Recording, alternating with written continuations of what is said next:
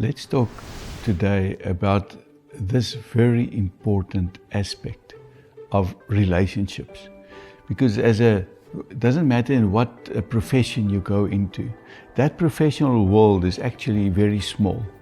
And the quality of relationships you build with your clients, with your colleagues, with your leaders as you enter that career will determine your influence for the rest of your life or your career life.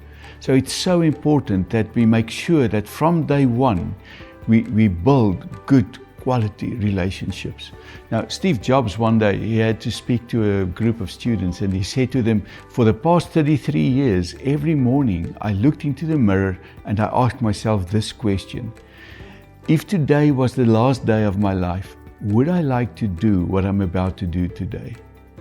This is a very important question for each one of us, because if you're not looking forward to the people that you're working with or that you have to work for, something is wrong.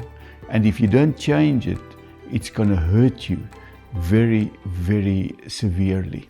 So what is the dictionary meaning of relationships then?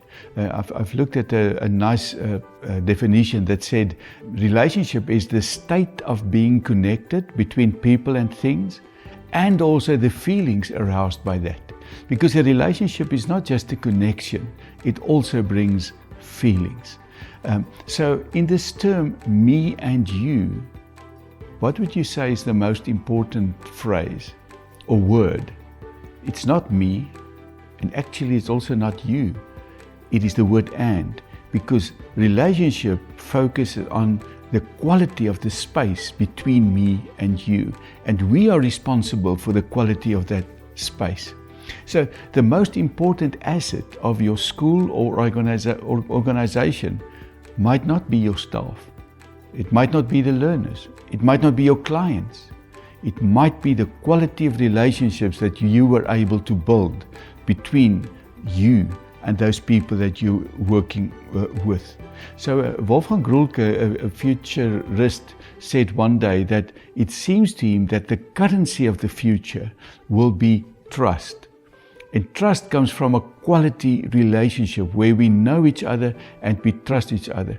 But if you look at the rules and policies in some organizations and even homes, families, schools, it seems as if we do not trust anybody. That list of rules just become longer and longer and longer. To be in a good relationship means that I take stewardship of the other person as well as the quality of that relationship. So what is the definition of a steward then?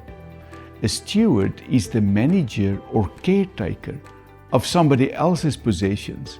Whether it's money, stuff or people, doesn't matter.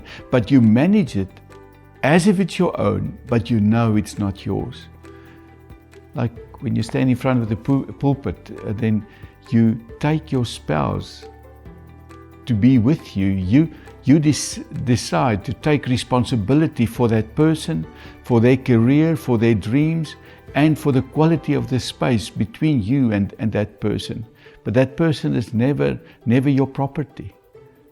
God has gifted you with a friend, with a soulmate, and you have to look after that person as if it's your own, although you know it's not your own. We're there to serve each other.